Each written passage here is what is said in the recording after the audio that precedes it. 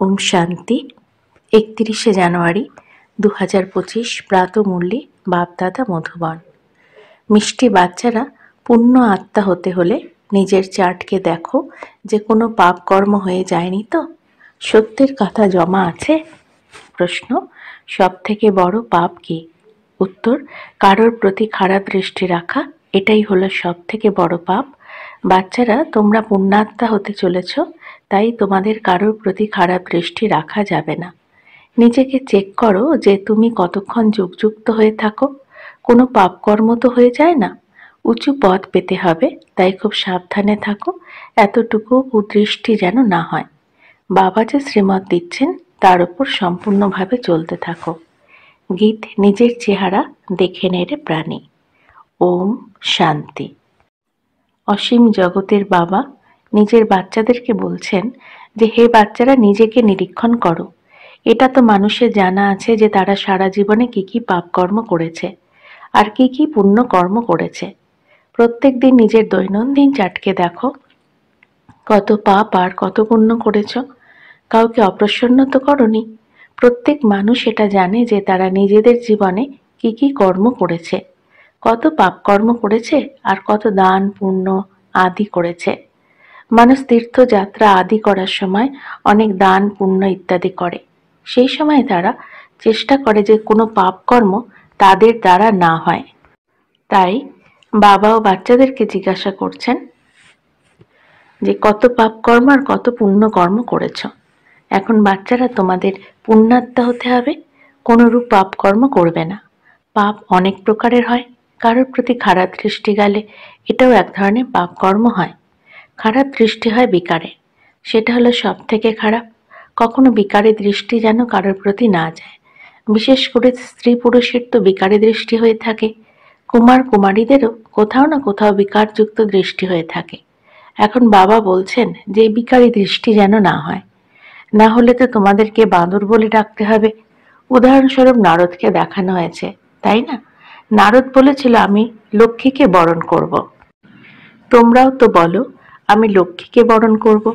নারী থেকে লক্ষ্মী, নর থেকে নারায়ণ হব।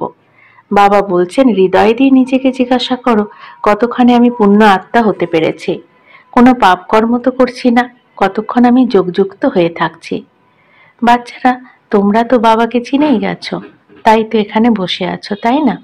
দুনিয়ার মানুষেরা তো বাবাকে চেনে না, যে তারা বলবে ইনি হলেন বাপ দাদা। তোমরা ব্রাহ্মণ বাচ্চারা তো জানো যে পরমপিতা পরমাত্মা ব্রহ্মা বাবার শরীরে প্রবেশ করে আমাদেরকে অবিনাশী জ্ঞান রত্নের খাজানা দিয়ে ভরপুর করে দেন। মানুষের কাছে থাকে বিনাশী ধন, সেটাই তারা দান করে। সেটা হলো পাথরের সমান। এটা হলো জ্ঞানের রত্ন। জ্ঞান সাগর বাবার কাছে এই রত্ন থাকে। এই এক এক রত্ন লক্ষ টাকার সমান। রত্নাকর বাবার থেকে জ্ঞান রত্ন ধারণ করে পুনরায় এই রত্নের দান করতে হবে। যত পরিমাণ যে গ্রহণ করবে আর দান করবে, ততই সে উঁচু পদ প্রাপ্ত করবে। তাই বাবা বোঝাচ্ছেন যে নিজের অন্তরকে দেখো যে নিজে কত পাপ কর্ম করেছ। এখন কোনরূপ পাপ কর্ম তো হচ্ছে না, একটু কুদৃষ্টি যেন কারোর প্রতি না যায়। বাবা যে শ্রীমত দিচ্ছেন তার উপর সম্পূর্ণভাবে চলতে হবে। এর জন্য সাবধানতা বজায় রাখতে হবে। মায়ার তুফান তো আসবেই, কিন্তু কর্মেন্দ্রিয় দিয়ে যেন কোনো বিকর্ম না হয়ে যায়। কারোর প্রতি কুদৃষ্টি গেলে তার সামনে তো দাঁড়িয়ে থাকাই যাবে না, একদম দূরে চলে যেতে হবে। বোঝা যায় যে এর কুদৃষ্টি আছে। যদি উঁচু পদ প্রাপ্ত করতে হয় তাহলে খুব সাবধানে থাকতে হবে। কুদৃষ্টি হলে বিকলাঙ্গ হয়ে জন্মগ্রহণ করতে হবে। বাবা যে শ্রীমত দিচ্ছেন তার উপরেই চলতে হবে। বাবাকে বাচ্চারাই চিনতে পারে। উদাহরণস্বরূপ মনে করো বাবা কোথাও গেছেন, তাহলে বাচ্চারাই তাকে বুঝতে পারবেন যে বাপদাদা এসেছেন। অন্যদিকে মানুষের ভিড় তো অনেক হয়ে যায় তাকে দেখার জন্য, কিন্তু তারা তো এনাকে জানে না। কেউ হয়তো জিজ্ঞাসা করে যে ইনি কে? তখন বলো যে ইনি হলেন বাপদাদা। ব্যস্ত সবার কাছে থাকা চাই। বলো শিব বাবা আমাদেরকে এই দাদার দ্বারা অবিনাশী জ্ঞান রত্নের দান করছেন। এটা হলো স্পিরিচুয়াল নলেজ। স্পিরিচুয়াল ফাদার সকল আত্মাদেরকে বাবা বসে এই জ্ঞান শোনাচ্ছেন। শিব ভগবানুবাচ। গীতাতে কৃষ্ণ ভগবানুবাচ লেখা আছে। এটা হলো ভুল কথা। জ্ঞান সাগর পতিত পাবন শিবকেই বলা হয়ে থাকে। জ্ঞানের দ্বারা সদ্গতি হয়, এটা হলো অবিনাশী জ্ঞানরত্ন। সদ্গতি দাতা হলেন এক বাবা। এই সমস্ত কথা ভালো করে স্মরণে রাখতে হবে।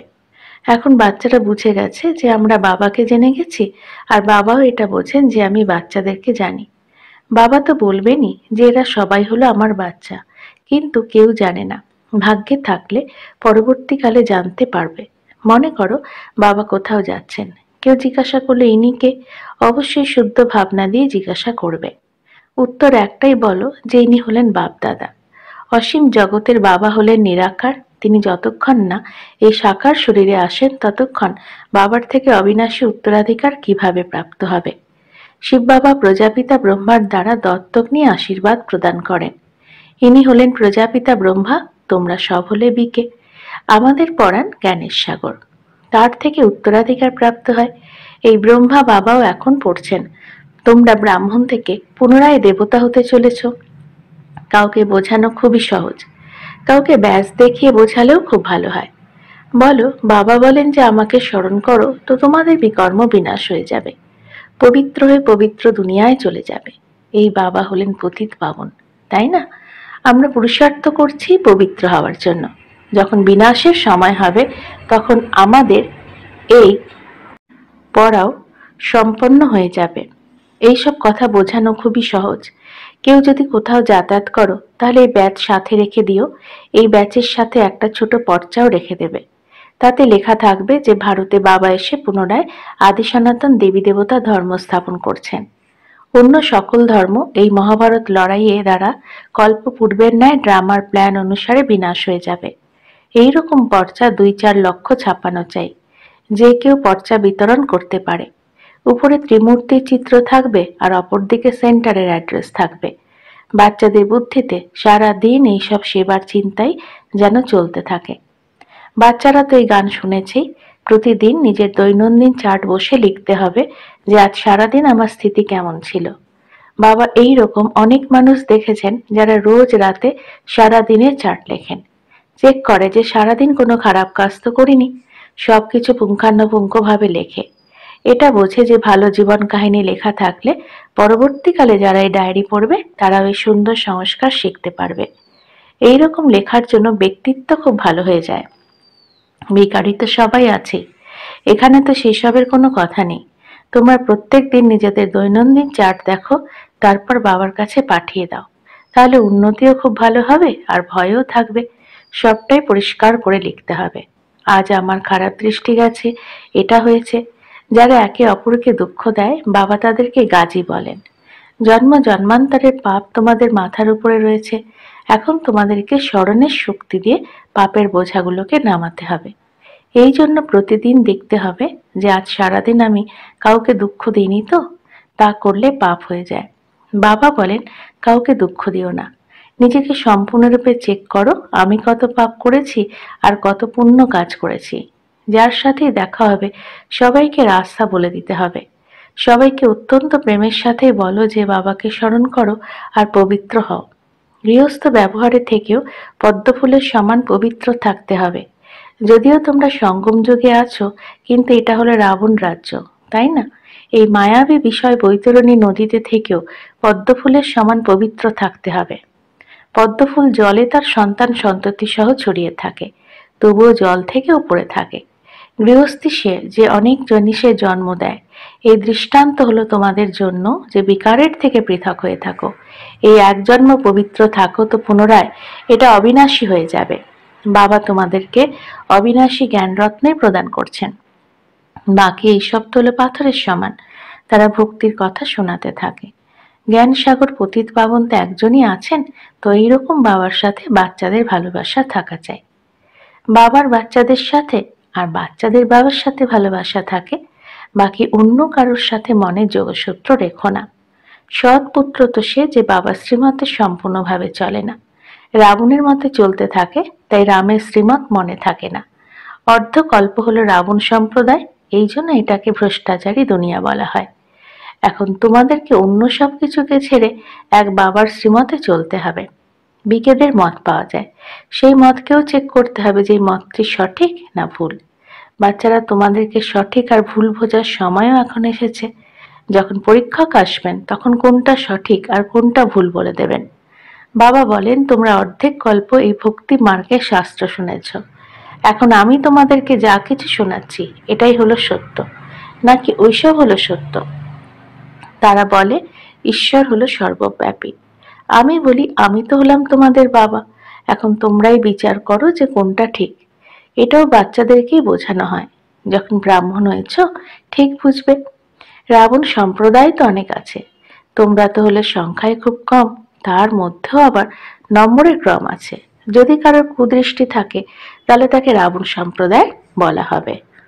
রাম সম্প্রদায়ের তখন বলা হবে যখন সমস্ত দৃষ্টি পরিবর্তিত হয়ে দৈবী হয়ে যাবে। নিজের স্বস্থিতি থেকে সবাই তো বুঝতে পারো, তাই না? প্রথমে তো জ্ঞান ছিলই না, এখন বাবা এসে রাস্তা বলে দিয়েছেন, তাই দেখতে হবে যে অবিনাশী জ্ঞান রত্নের দান আমি করছি। ভক্তরা বিনাশী ধনের দান করে, এখন তোমাদেরকে অবিনাশী ধনের দান করতে হবে নাকি বিনাশী ধনের? যদি বিনাশী ধন থেকেও থাকে তো তাকে অলৌকিক সেবাতে লাগিয়ে দাও। পতিতদেরকে দান করলে তো পতিতই হয়ে যাবে। এখন তুমি নিজেদের ধন দান করছো, তো এর পরিবর্তে তোমরা 21 জন্মের জন্য নতুন দুনিয়ার সুখ প্রাপ্ত করবে। এই সমস্ত কথা হলো বোঝার বিষয়। বাবা সেবার যুক্তিগুলো বলে দেন। সবার উপর দয়া করো। বলা হয়ে থাকে যে পরমপিতা পরমাত্মা ব্রহ্মার দ্বারা স্থাপনা করেন, কিন্তু অর্থ কেউ বোঝে না। পরমাত্মাকে সর্বব্যাপী বলে দেয়। তাই বাচ্চাদেরকে খুব ভালো করে সেবা করার শখ রাখতে হবে।